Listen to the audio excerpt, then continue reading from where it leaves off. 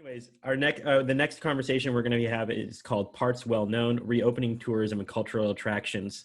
Rhode Island's museums, cultural attractions, and tourist hotspots have been, of course, as we all know, hard hit by COVID-19. And so next we're convening leaders from Rhode Island's most iconic museums, cultural attractions, and institutions to discuss safe reopening strategies, new initiatives spurred by the new reality, and the importance of Rhode Islanders patronizing the state's most beloved cultural attractions.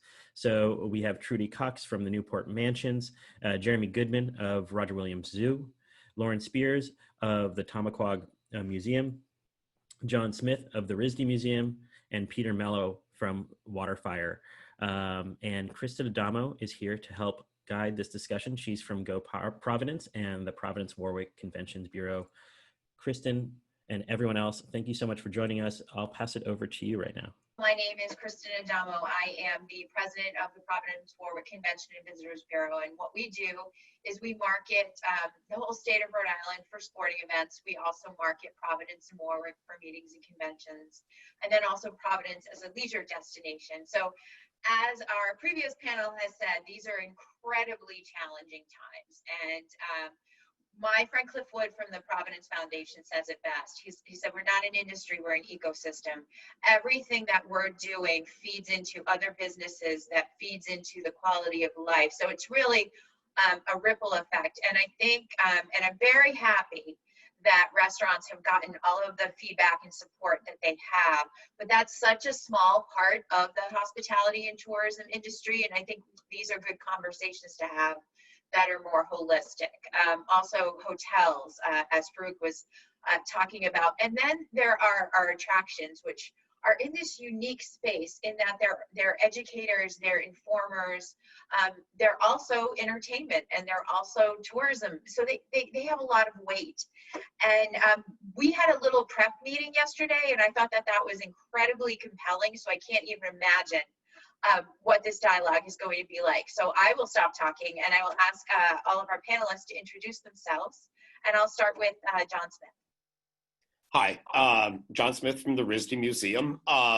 Thank you everyone for inviting me and including me in this conversation, which as Kristen said, it is a very complicated one. It's I think I probably speak for all of my colleagues on this call to be a museum director at an institution that has been closed now for nearly 4 months, an institution that its relevance and meaning comes from people, comes from visitors engaging with one another, engaging with works of art, and to have had that kind of shut off so quickly, almost overnight, has been disruptive is an understatement. And now that we're looking toward reopening, we're all really excited about that, but also, sort of working within this landscape of such incredible uncertainty, knowing that any decision we've made today could be shifted and pivoted again in a week, a month, 6 months from now. So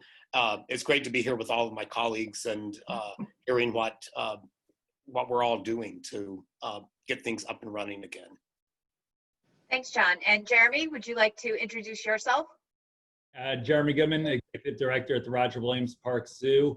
We have been very seriously affected by this, as everybody has. Unlike a lot of attractions, our costs were extremely high during the entire shutdown, with all the animals still to feed and all the life support systems to maintain. So it's been a very trying time for us. We started working on our reopening plan the day after we closed. So we've been working on this for over 4 months now. We've been open since June 1. So very happy to share our experiences and field questions later. Thanks. Peter? I'm Peter Mello, the Managing Director of WaterFire Providence. I co-lead with Barnaby, who I see is on the call here too. Thank you for inviting us. 2020 was supposed to be celebrating 25 years of WaterFire since the first lighting of WaterFire, and instead, due to government-imposed physical distancing and crowd size limitations, we have been kind of put on hold during this period. It's had a devastating impact on our income, probably down about 80%. And just to your comment, Kristen, what Cliff close comment. WaterFire is an ecosystem. You know, we bring about 1 million people a year to Providence to experience the art in downtown, and generates about $114 million of economic impact for local businesses. It supports 1,294 jobs and generates about $9.5 million of tax revenue. So the impact of WaterFire is you know, pretty broad, and it's been a challenging year for us. However, it's given us some opportunity to kind of rethink some of the things we're doing and pivot and experiment with some new ideas. So, Thanks. Loren? Hello, everyone. I'm Loren Spears. I'm the executive director of Tomaquag Museum, which is Rhode Island's only Indigenous-led museum. You know, just like everyone, we've all had to, you know, close and then pivot to what we're doing. So we've done a lot of online pivoting, like most people, and we're trying to adjust and maintain who we are as an organization, at the same time trying to ensure that our frontline workers, who are all Indigenous and very at risk during this COVID time, that them and their families stay healthy, while we try to unpack how we're going to reopen. Our tentative plan is in August, or our plan is in August, as long as everything doesn't blow up in our faces. But one of the things that we're finding when we're doing the reopening planning, that it's totally not cost effective at all. We're basically losing money by opening the doors, and taking that time away from, say, grant writing and fund development and online programming. So it's an interesting juxtaposition to be in, because our facility is small and makes it so that we can only fit so many people, and we make $10 for if the full 15 come. So it's an interesting conundrum of how to handle it. So I look forward to sharing with everyone and learning from everyone else as well. Thank you. And Trudy? Yeah, my name is Trudy Cox, and I run the Preservation Society of Newport County, the Newport Mansions, and we have been open since the 4th of June, working very hard to get ourselves reopened. There is an article in, and we're having it's every day is a fight, and I think those of you who aren't open, you will find that to be true. I'm quoted today in an article in Time magazine, and it really is disturbing. I'm going to share with you two statistics. These are based on a poll that was done of museum directors, and then another poll of people. The first is a third of museums in this country are not comfortable that they are going to make it through the next 16 months. Now, John from RISD knows this, but a third of us might not make it beyond the next 16 months, which is worrisome. And this is the one that really irks me. A third of Americans, care about their local museums. 3/4 of Americans care about their local restaurants and their local businesses. Now, I always thought that as a museum, we were a local business because we employ lots of people and we generate, like WaterFire, hundreds of millions of dollars for the local economy. So to read in Time magazine that people don't care about museums because for some reason we don't fall into the local business category is worrisome. I think we have a long haul ahead, and I think a lot of people aren't going to make it. I want to pick up on that thread of a long haul. It's something that I think we've all had to experience where, you know, at first, I mean, I closed my office, I thought I was going to be out 2 weeks, and here I am 5 months later, and we don't know when that end is in sight. And I'm just wondering, what are your primary concerns as we go forward, and how do you plan when you don't know what the future holds? See, I think the primary concern for all of us is straight out money. And, you know, we had to lay off 69% of our staff. It was 231 people, very painful decisions. Even with the help of PPP, we could not make it. We rely so much on our gate. More than 70% of our income comes from the gate. And so, you know, there are Newporters on this line who think that tourism is awful. Well, tourism employs the person who lives next door to you. And tourism in our form, spectacular museums that cannot be found anywhere in America, to me, should not be vilified in the way that, quote, tourism is vilified. And I think that does exist. So money is a key issue. And right now, confidence of the public. And you're seeing this, I think, in those of you who are open, that people are just still very uncomfortable. Maybe it's not true at the zoo. I'd love to hear your thoughts, Jeremy, but people are still very uncomfortable about going into places. So John, when you open, you may not have throngs of people. Maybe Jeremy, because he's an outdoor activity, is seeing lots. We just started a garden tour that will kick off on Saturday, and it will be interesting to see if people will really participate in that. Anyway. Jeremy, maybe talk a little about that. I have a little inside baseball knowledge on the elaborate process and planning that you all did. And I know that it became a model that other state agencies pointed other people to. Can you talk about some of those pitfalls and how do you open something that is intrinsically built to house large amounts of people? Absolutely. So we've been working on this project, like I said, of reopening since the day we closed. And where we got our information, fortunately, is that the zoo community is a very sharing community and willing to share their experiences with us. But we also went to the amusement industry. We went overseas to other attractions that have, were about a month or two ahead of us in the cycle of reopening. So we tried to get best practices from everybody and incorporate them into a plan. But once again, at the time, without any government guidance, we were just putting something together that we thought was, a good plan, and to try to sell it to, the state and both the state and the city, who had somewhat different concerns. It was extremely difficult. And even being an outdoor facility, and I do agree people are more comfortable being outdoors, but we haven't even hit 50% of our capacity, allowed reduced capacity because of of consumers and our guests just not having the confidence of going outside or going around other people. But we've had to change our model. We went to a one-way flow to reduce, to improve social distancing. We put in, thousands of new signs and social distancing markers, new staff to enforce the rules. And like was mentioned earlier, when we first opened, we weren't sure if all the new changes even justified opening. And fortunately, we are seeing a slight trend upwards, but we really have a very long way to go.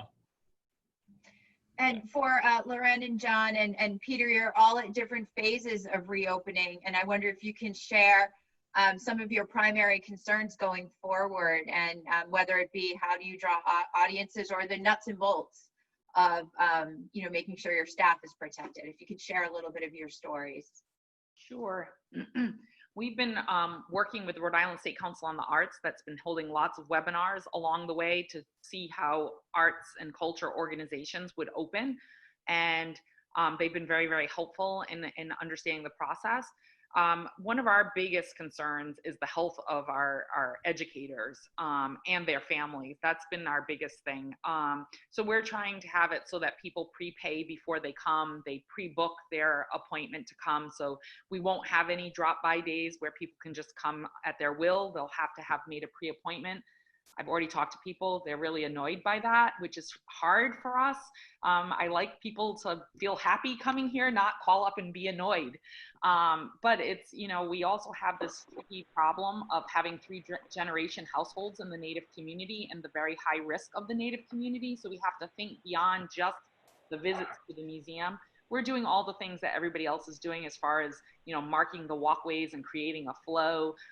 We have the problem of being small, and there's little nooks and crannies that get logged and clogged, that we're trying to sort of alleviate that problem by having people come with their own family and friends grouping that they're already kind of hanging out with. And then, of course, the extensive cleaning protocols in between each group of people that are coming. Our staff is going to be wearing masks, but they're also going to be wearing shields in order to do that. We're actually using a microphone system so that our educators can be in the room, but not walking with the tour, to be able to tell. Anyone who's been to Tomaquag knows it's a very personal experience because we are small and because our content is very much about the Indigenous community. We want people to have a first-person experience. So that's a way to solve that, since we can't really walk with them. And so those are the kinds of things that we're trying to do. And our plan is to open on August 5th for on-site programming, and people will be able to book from then on to have tour groups up to 15. I'll jump in, and I think Loren has it exactly right. I think at this point there are great protocol because other museums have been opening, so we have good, strong kind of guidelines to follow. But then, of course, every institution has its own sort of separate eccentricities, their own sort of separate community groups. I think that for the RISD Museum, for anyone who's been there, one of the things that I think really makes us so special is that many of our galleries are small, they're intimate. So for me, that's always been a virtue of the RISD Museum, and now it's actually one of our greatest challenges. So we're actually sort of putting room capacity on every gallery, so people know how many people are sort of safe and comfortable in that space. So we've walked through the museum multiple times, trying to figure out what's the right recommended pathway. And then, of course, we keep running into roadblocks. But I keep reminding the staff, because we've had a great group working on this, is that we could work on this from now to the end of time, and until we get people in the museum using it, and then being able to adjust to quickly to what we see when people are there. But I also remind them of kind of what both Trudy and Jeremy said, that I think our staff, because they're so enthusiastic to get people back into the museum, they're thinking that day one, there's going to be lines around the corner to come into the museum. So I keep trying to temper their expectations that that's probably not going to be the case. That kind of we're anticipating hundreds of people in the museum, and in fact, we may those first few weeks, months, we may see a few dozen people in the museum at any given time. So sort of making certain that we're managing our own expectations in terms of sort of the interest in coming back into museums at this point, as well as what the revenue is going to look like over the kind of this fiscal year. We know that that's going to be diminished. I think we have the additional challenge of being a campus museum as well. So looking at our plan and how that fits in with RISD's plan to bring students back to campus in the fall. We're also used heavily by Brown University students and faculty. So making certain that we have all of the right precautions in place in how we mix sort of our community and our sort of academic community safely in the same space is also something that we're concerned about and thinking about in an ongoing way. Thank you. And Peter, you have a really unique set of challenges in that the essence of WaterFire is it's an outdoor public gathering.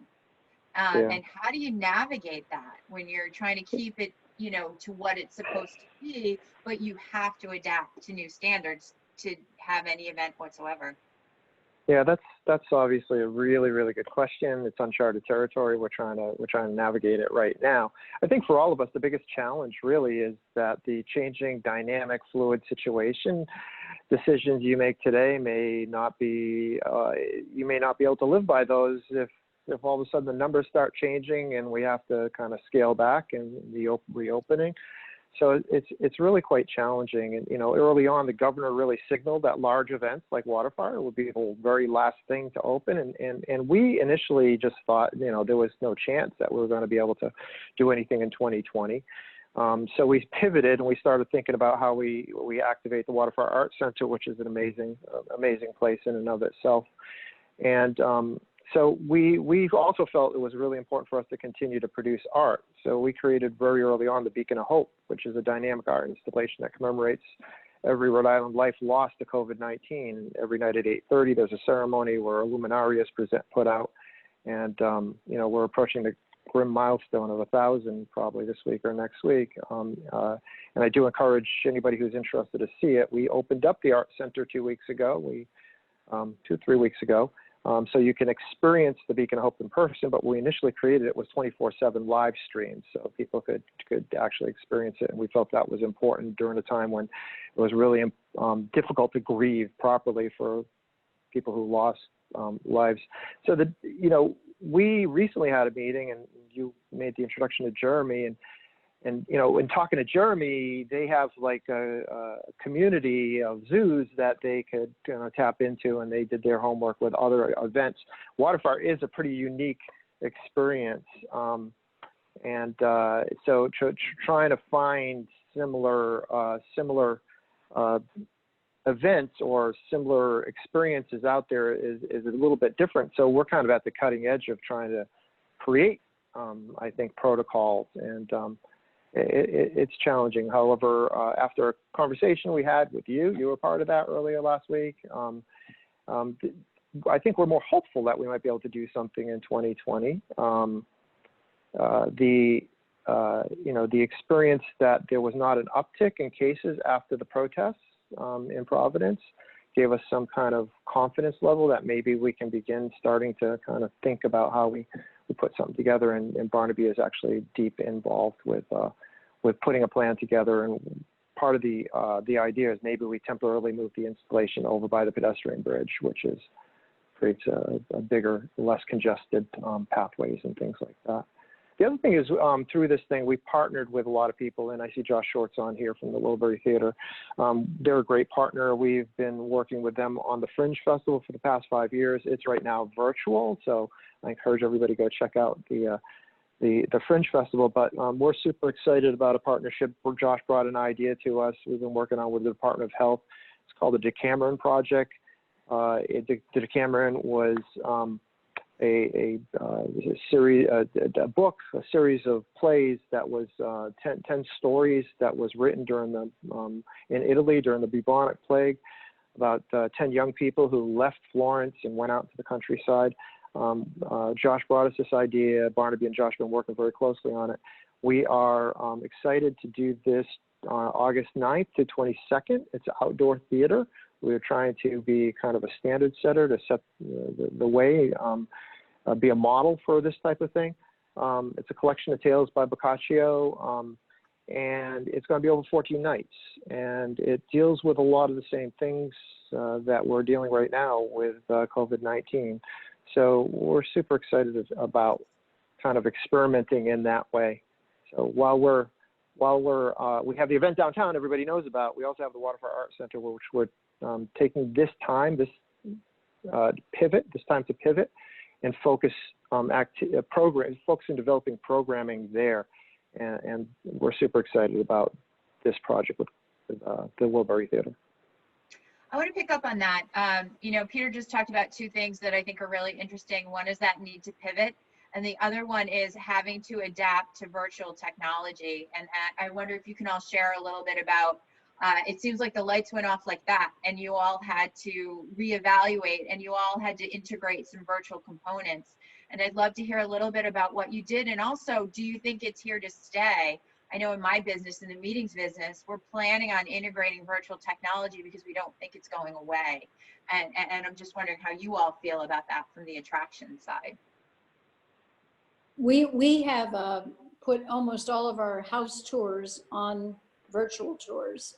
So people in Egypt can take a tour of the elms, and hopefully that will one day inspire them to come to Newport.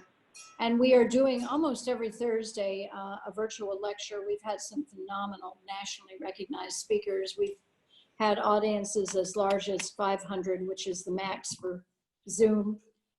It's all great, but it doesn't generate a penny. So I'm happy that we're doing it, and we will absolutely continue to do it, and it has spread our reach. And maybe over time, the cultivation of those that audience will lead to an opportunity to generate some cash. But right now, I have not figured out yet how to, I'm afraid that if we did charge, we probably would not have the audiences. So it's a question between, do we want the large audiences, which we never had before, if it were live at Rosecliff, or do we want to have the $10 or $15 that we might get and not get as large a group? So benefits and liabilities. There's a question in the forum that I would like to add to this discussion, which is, has anyone looked at sponsors or monetization of lectures and other programming? So if you all, Loren? So we've been doing a lot of virtual programs. We do a free children's hour, which is really should be called a family's hour, because the adults seem to like it just as much as the kids. And that's every Wednesday. And what we've done is we've monetized it by just putting a donate button, and we've had a consistent amount of donations that are generated from new donors through that portal. And we've done book talks and other kinds of virtual programs, live streams. If we can't put it actually on the film itself, we've been putting it in the promo when we've been using social media. So instead of putting a price point, like, $10 a person or something, we've been just doing a donate button, and that has been effective. But we are doing some paid programs.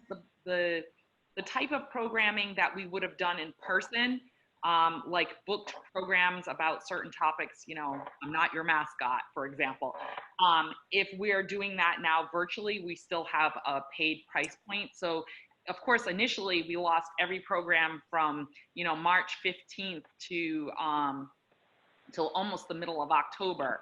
But around April, some people started calling back and morphing to virtual. It depended on the type of organization, whether they could regroup. And now we're starting to get new people reaching out for virtual programming. It's certainly only a tiny fraction of what we've lost. But it's starting to turn in the other direction for paid programming for us. Yeah, and I would just add to that. We've done a lot of virtual programming since really since we closed. And like Trudy, we've seen a tremendous number of people, much more than we would have seen in the museum at any given time. We haven't really charged for this yet, but we really see it, I think, for us as an investment, as ways to keep current donors, our members, engaged. And we've been really fortunate because I was concerned that if the museum was closed and the longer we've been closed, that members might sort of decide to put things on hold until we reopen. But we've really seen a strong and really sort of overwhelming recommitment of our members. So, I think, for us, it's really been about how do we continue to maintain the value of the museum and keep the museum front and center before the people who are already invested in what we do. So it's been exciting, but also, sort of anecdotally thinking about kind of these virtual programs. We do a family program every Sunday. So we've been able to have sort of, kids in Rhode Island doing these art projects with their grandparents in California. So, I think it's brought people together in a way that, sort of in physical time, physical space, never could have happened. So there are tremendous advantages to doing this. And I think, we'll continue to do it alongside sort of, the real programs in our museums. I think it's been really eye-opening for us how successful these programs have been. Yeah, our experience with virtual has been a little bit different. We've kind of taken a different approach as far as monetizing and whatnot. We did start off with free programming initially, just getting it out there for the community. But then we really tried to find ways to charge for it as quickly as possible, because obviously we needed that revenue desperately. We're currently producing our Zubilee online, doing a virtual brew at the zoo. And quite honestly, some of these events, which we're losing we thought we'd be losing a ton of money off of, because they're large events that gather thousands of people, on zoo property. The profit margin for something like a brew at brew in a box that has a virtual component to it without having to have hundreds of employees and all the tent setups and whatnot. Sometimes actually the profit margins are much better than the traditional gala and whatnot. We also do the same thing with our zoo camp. We made a very tough decision to switch our zoo camp from in-person to virtual, and our zoo camp is a large revenue generator, generates a couple $100,000 every year, and we had to refund all that money and go digital. And we have people, 3 times a week logging in for a half a day, charging $150. We send out a box full of activities that the kids will be participating with. It is an intensive process. It takes producers, counselors, people monitoring the kids virtually. So it's not easy. It's not just putting out a simple video, but I think this is kind of the way of the future for at least a while now. And so we definitely want to make sure that we were adapting almost all of our programs to generate some revenue, whether it be sponsor or registrations, and to meet the needs of the public. We, on May 1st, we produced our first stay-home WaterFire, and that was in the height of the lockdown, so people really weren't going out. And we used Zoom, and we broadcasted into Twitch, which is a gamers platform. And we were surprised. We had 15,000 viewers from 16 countries participate. What we did at the front end of that is we asked the board member to donate money, and we used that almost like a telethon. And we set it up as a match. And that first night, a board member gave us $2,500 to kind of cover some costs and stuff. And we raised that first night $7,500. Which in an hour and a half, that wasn't the issue really. The bigger thing was engaging the community and getting it out there. And what we asked people to do is do WaterFire in their homes, because we can't do it. So you could create your own personal WaterFire, create user-generated content, submit it to us, and then we would broadcast that out through our social channels, which are pretty robust. So we created videos about people all over the world. We had submissions from Kuwait, all over Dubai, Australia, all over the world. People did this. We did it a second time in June for, we do every year a Salute to Educators WaterFire. So we work with the Rhode Island Department of Education to honor the Teacher of the Year. We work with the commissioner and the governor.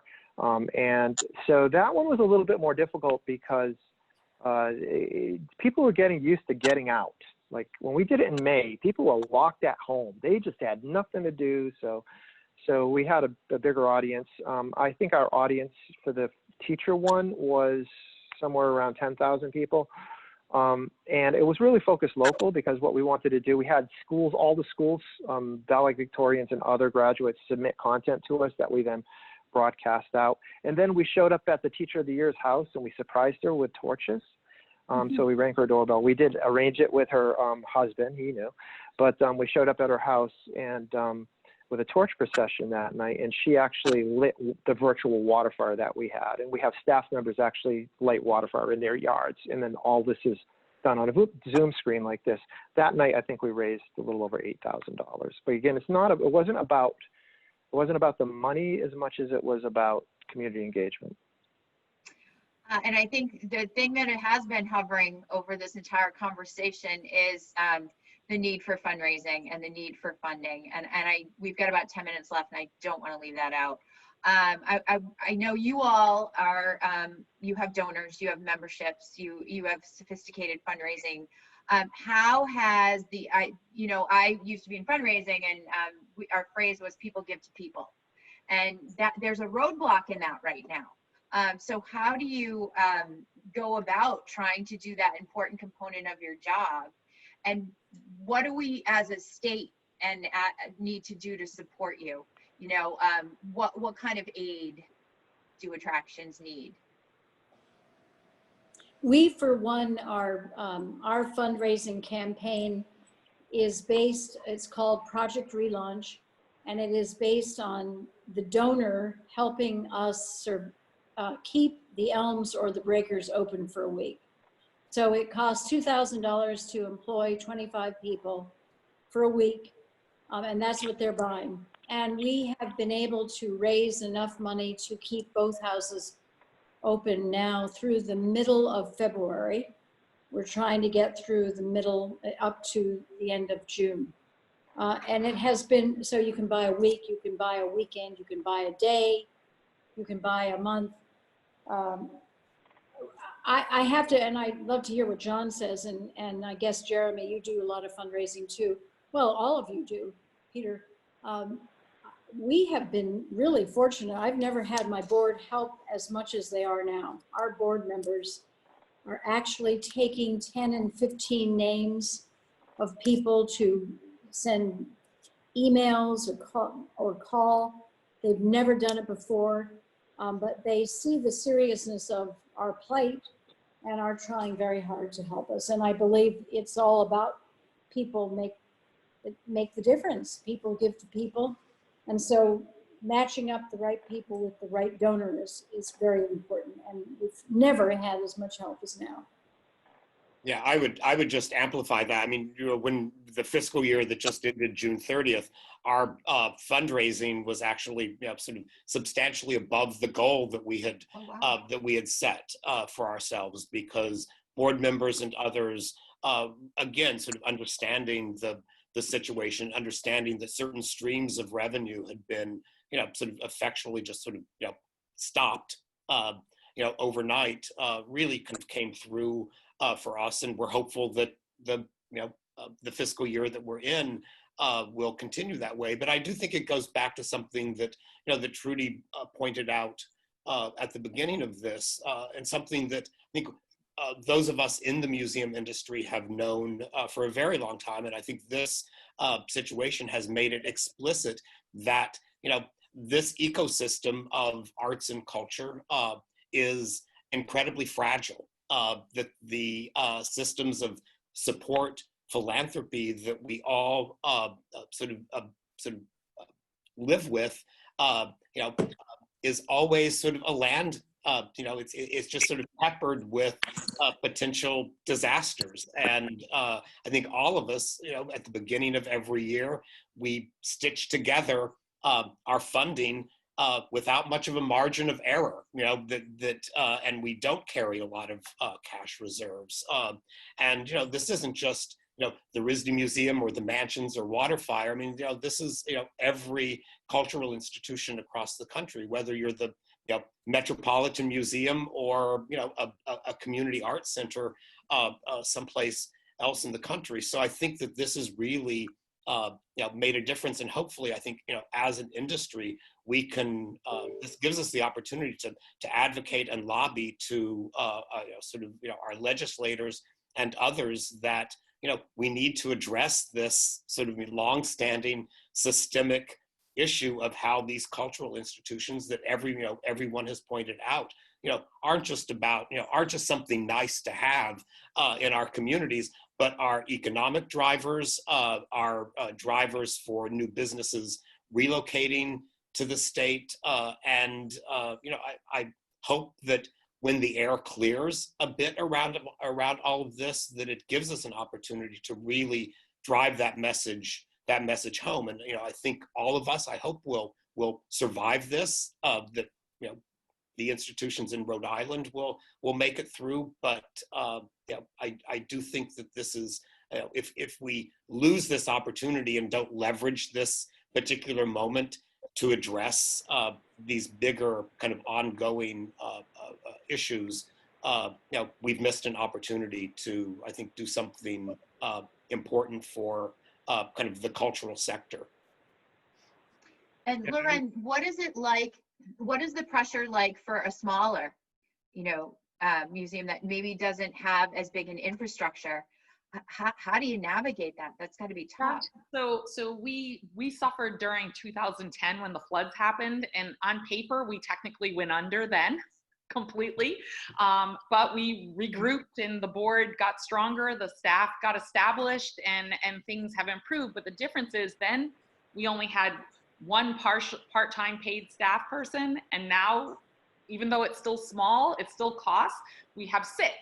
And so when it first happened, we were kind of in a panic because our reserves were like 2 weeks. So there was no reserve. But you know, funders are great, and when you have a strong relationship with them, you get a couple of the grants that you have freed up so that you have cash flow, because it's always about the cash flow that's the problem. It's not that there's no money to come in, but there's cash flow when you need it. And then, of course, there was PPP, which we applied for and received, and then we did apply for several of the smaller COVID funds through arts and culture grant funders that kind of got us through, June and heading into the next quarter. We're kind of, we have funding now through our fundraising efforts. We did 401 gives. We did our annual campaign. We were lucky enough to be selected by the Unitarian Universalist Assembly to be their Pass the Plate. That was before COVID. We were already on their list, and that was really, we got a tremendous amount of support from them that kind of gives us the funding to kind of get from here to December. But we're always kind of looking at, like everyone said, how do we get your idea, Trudy, with your board on what does it take to get to the next week, the next month, the next whatever of payroll? That's critical. And we're growing as an organization, and we behind the scenes are doing new facility development. So having COVID kind of flung in the middle of that, a lot is happening that people aren't seeing, that we've been working on really hard for the last 3 years. And right now, the straw is still above the water, so I'm feeling good about that, but it is a little nerve-wracking that we don't know what the fall is going to bring. And for us, our absolute busiest revenue generator time is September to December. Native organization, everybody wakes up and goes, oh, we want a Native program. And even though we're busy all year round, that's our busiest season. And so the idea that we're going to have a very slow fall is a little bit nerve-wracking. We're almost out of time, but any other thoughts on particularly on fundraising and things that we can do to support you all? Yeah, we last month we launched the WaterFire Relief Fund, waterfire.org/relief. Pretty simple. We have a whole campaign. It's a $1 million fund we're trying to raise to help us transition into pivot more to the programming in the Art Center, but keep in place the institutional knowledge so that when conditions allow, we'll be prepared to just get WaterFire out back in the community, because we think it's critically important to be able to, for that to happen. So I think right now we're at about 150,000 out of the $1 million goal. We are producing PSAs that'll be on TV. I think there's already one on TV. We've got a series of PSAs, and it's front and center on our website, and we've made some asks. We do not have actually a strong philanthropic board, so it's a bit of a challenge for us, but we're working through it. We launched our gift shop online in the last 2 weeks. We brought on a past intern that was young enough to know how to do all the tech, and we just flipped it online. So if people want to go to our tomaquagmuseum.org/online gift shop, you can go shopping and support not only the museum, but 35 local Native Indigenous artists. That's great. All right. Our emergency fund's been going strong. We've raised a couple $100,000 so far, but I think the bigger picture, like was mentioned, is really getting continued state support, because we are so fragile. There's a hotel tax, there's a food and beverage tax. Why not a cultural tax? That gets distributed throughout all these important organizations that generate so much money for the state. So that would certainly give us a lot more stability, and I think that's really one of the routes that we have to continue to pursue ruthlessly, just until it happens, because this is a perfect example. This, we can't survive this twice. Hopefully we can survive it once. Like Trudy said at the beginning, I know zoos are the same way. About a third of them don't think that they're going to make it, and we can't be in that position again, because we are such important institutions. And for us, I've worked with every single one of these panelists in some way to help bring meetings and conventions and business to Rhode Island. So for us, it's more than a quality of life issue. We certainly understand your role as an economic generator, and it is my sincere hope that other people will start to really understand that. So